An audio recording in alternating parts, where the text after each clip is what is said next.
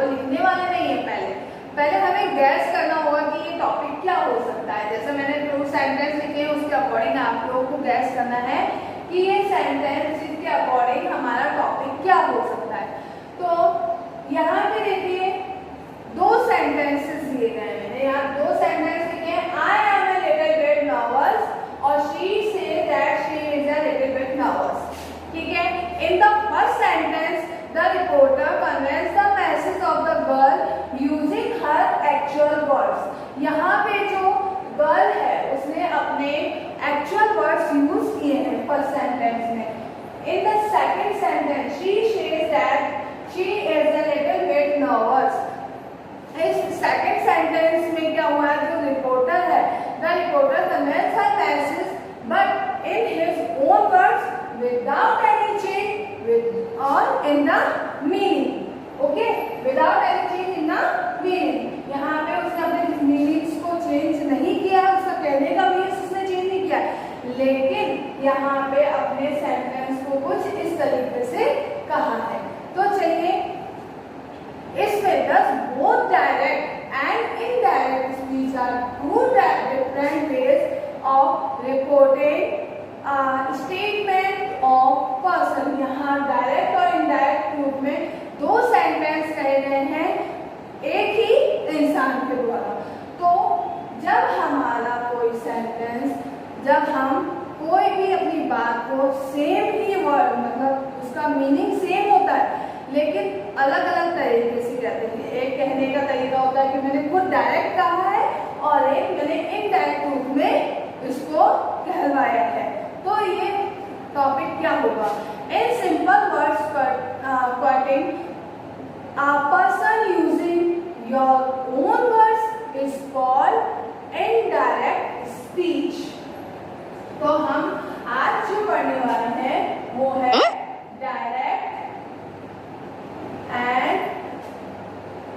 Direct and indirect speech. Sorry,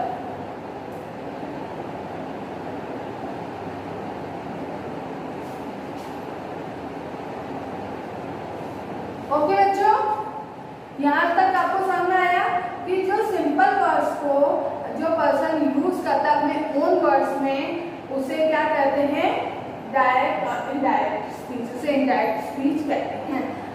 during the process you will come across many important terms that you need to no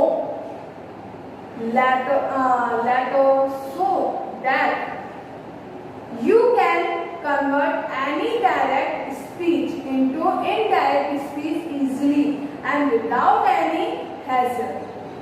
Consider the following sentences. अब हम जो इसमें जो आप लोगों ने सेंटेंस पढ़े हैं तुम्हें इसके लिए बहुत सारे लेटर्स की आवश्यकता होती है, बहुत सारे टर्म्स की आवश्यकता होती है इंपॉर्टेंट। ठीक है, तो चलिए डायरेक्ट तो देखिए डायरेक्ट स्पीच कितने टाइप्स की होती है, 2 टाइप्स की होती है, रिपोर्टिंग और रिपोर्टेड स्पीच। ठीक है, 2 टाइप्स की होती है। The first part in direct speech is called reporting speech. Okay, and which the first part in direct speech of the sentence which is called inverted comma is called reporting word. Okay, तो देखिए यहाँ पे he said, मैंने for example यहाँ पे लिखा है he said I am honest। ठीक है, तो he said जो ये वर्ड है ये है reported word. Okay, and I am honest ये है रिपोर्टेड स्पीच। क्लियर है, तो यहाँ पे he said रिपोर्टिंग वर्ड है और I am honest ये रिपोर्टेड स्पीच है। तो देखिए जब रिपोर्टेड स्पीच में हमेशा इन्वर्टेड कॉमा जो होता है वो सेंटेंस में इन्वर्टेड कॉमा को हटाया जाता है। जब भी हम डायरेक्ट से इनडायरेक्ट बनाते हैं तो जो इन्वर्टेड कॉमा होता है, इन्वर्टेड कॉमा कौन सा है, ये वाला है ना, तो इसको यहाँ से हटाया जाता है और इसके प्लेस पे क्या लगाया जाता है,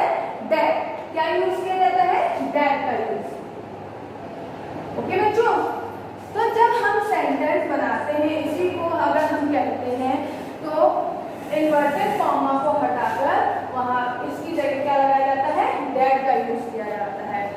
ओके, तो देखिए first person pronoun is reported speech are always change according to the subject और reported speech. Okay, first person हमने प्रोनाउन का पढ़ा था, फर्स्ट पर्सन, सेकंड पर्सन और third person.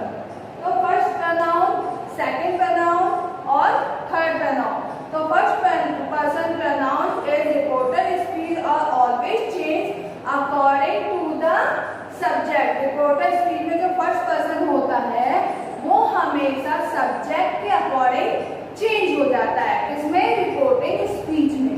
And the second, जो सेकंड पर्सन प्रोनाउन होता है in reported speech are always change according to the subject object of reporting speech.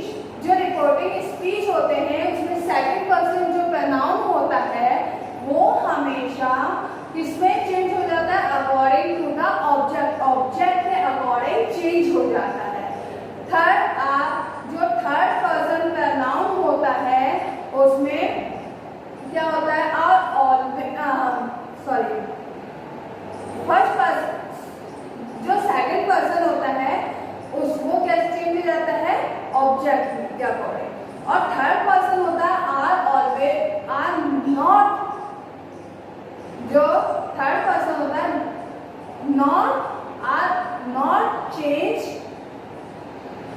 Okay, are not change, जो third pronoun जो person pronoun होता है in reported speech में are not change. Okay, rules, simple present, जैसे कि अभी हम लोग पढ़ रहे थे, सिंपल प्रेजेंट टेंस को अगर चेंज करते हैं तो सिंपल प्रेजेंट टेंस किसमें चेंज होगा, into past, simple past tense में। जैसे कि हमने पहले अभी समझा ही था, डू डज अगर दिया हुआ हो उसमें तो डू डज की जगह क्या, किस पास्ट टेंस की हेल्पिंग वर्ब क्या होगी, डिड। अगर फर्स्ट फॉर्म में दिया हुआ हो कुछ वर्ब को फर्स्ट फॉर्म में दिया हो तो उसे सेकंड फॉर्म में बदल देना है। ठीक है, तो जब हम डायरेक्ट बोलते हैं Ram said I write a letter, तो इसको इनडायरेक्ट स्पीच में बोलते हैं तो कैसे बोलेंगे, राम का राम ही आ जाएगा, सेड ये इन्वर्टेड कॉमा जो है इसकी जगह दैट का यूज करेंगे।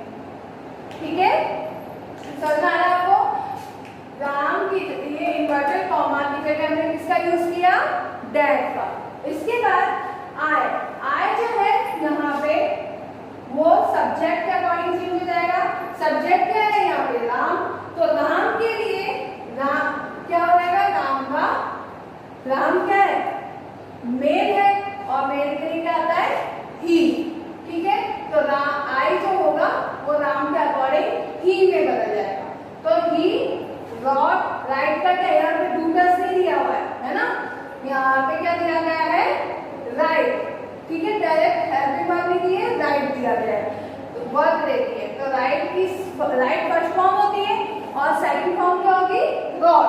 ठीक है, तो रॉट आ लेटर, वैसे वैसे सेंटेंस उतर गया। हमने कहाँ चेंज किया, एक तो इन्वर्टेड कॉमा में आई की जगह और राइट की जगह। ठीक है, इनकी जगह हमने क्या यूज किया, दैट का यूज किया, आई की जगह ही का यूज किया, राइट की जगह सेकंड फॉर्म लगा दिया। अगर हम लोग डू डज के अकॉर्डिंग, जैसे मैंने कहा Ram said I does not like mango. ठीक है, अगर मैंने ऐसा कहा कि I does not, I do not like mango. ठीक है, तो इसकी जगह में अगर इसको इनडायरेक्ट स्पीच में बोलूंगी तो कैसे बोलूंगी, Ram said that he, do की जगह क्या हो जाएगा, पास्ट टेंस, डिड। डू की जगह क्या हो जाएगा, डिड। ठीक है, तो डू की जगह डिड हो गया तो उसकी जगह आई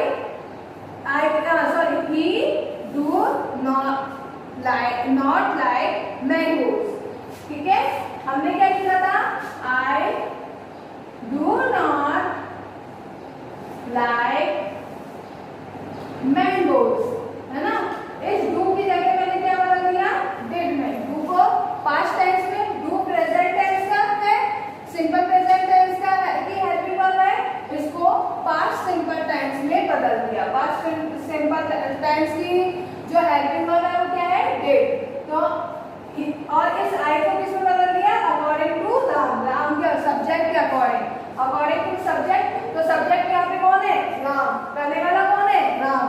तो मैंने जैसे ये बोला था, Ram said I do not like mangoes, तो इसको इनडायरेक्ट में बनाते हुए हम लोग लिखेंगे Ram said that he did not like mangoes. Okay बच्चों, समझ में आ रहा है आपको। इसके बाद प्रेजेंट कंटीन्यूअस टेंस को पास्ट कंटीन्यूअस टेंस में बदलते हैं।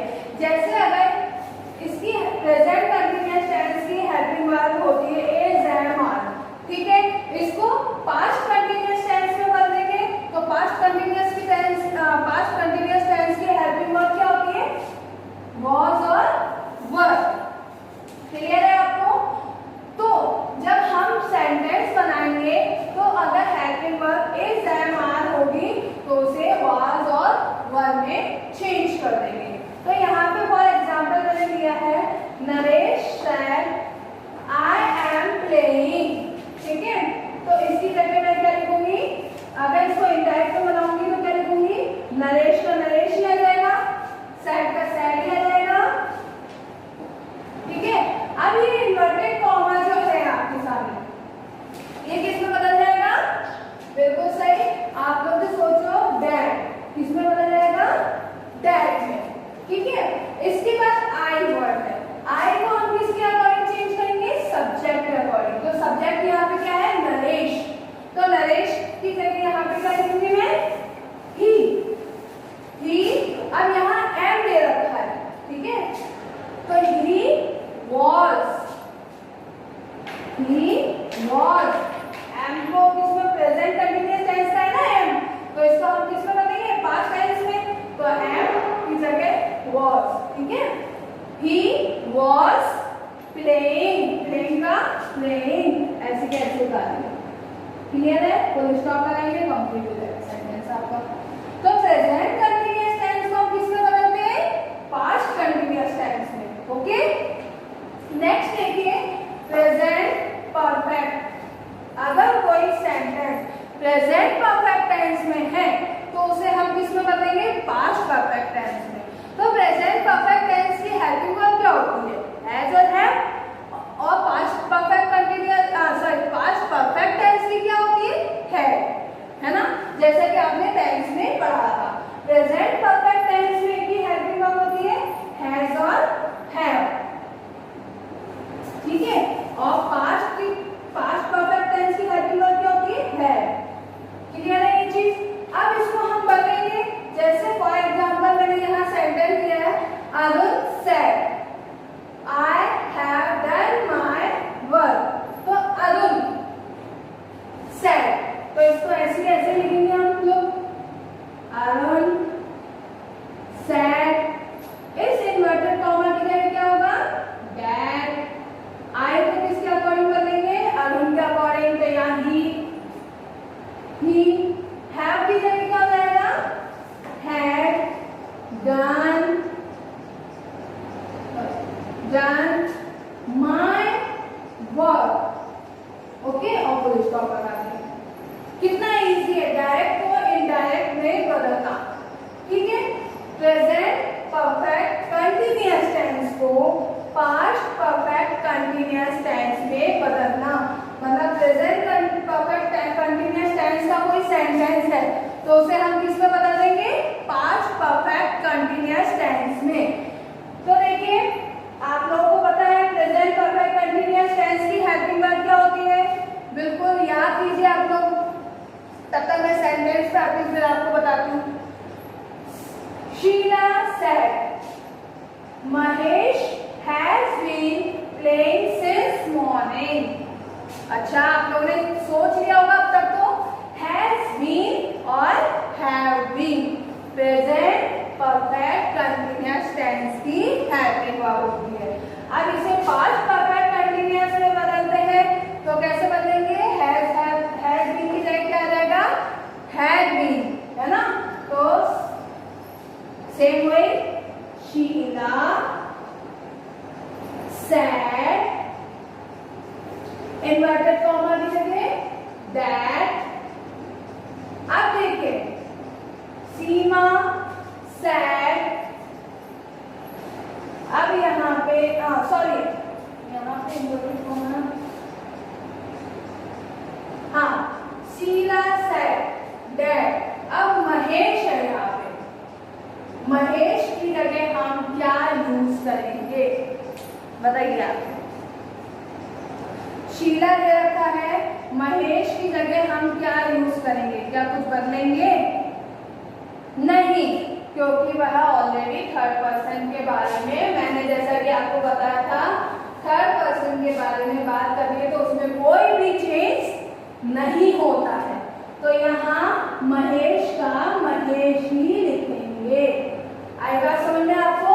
क्योंकि ये थर्ड पर्सन के बारे में बात हो रही है।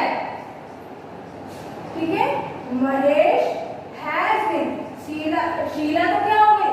कहने वाली तो फर्स्ट पर्सन हो गई, वो कह रही है जिससे वो सेकंड पर्सन हो गया, लेकिन वो थर्ड पर्सन के बारे में बात कर रही है जो कि महेश है। ठीक है, तो महेश का महेश ही रहेगा। ओके, अब यहाँ हैज बीन किसमें चेंज हो जाएगा? हैड बीन में। किसमें चेंज हो जाएगा? हैड बीन में। हैड बीन प्लेइंग का प्लेइंग सिंस मॉर्निंग। क्लियर है आपको? ये यहाँ पे हमारे सेंटेंस खत्म होते हैं प्रेजेंट टेंस में। इसके बाद के सेंटेंस भी देखेंगे हम लोग।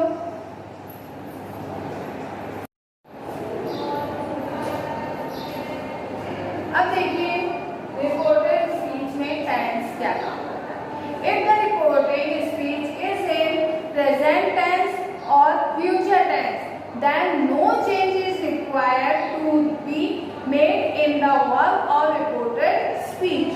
अगर टेंस में रिपोर्टिंग वर्ब जो होती है, अगर वो प्रेजेंट टेंस और फ्यूचर टेंस में होती है तो रिपोर्टिंग वर्ब में, रिपोर्टेड स्पीच में क्या होता है?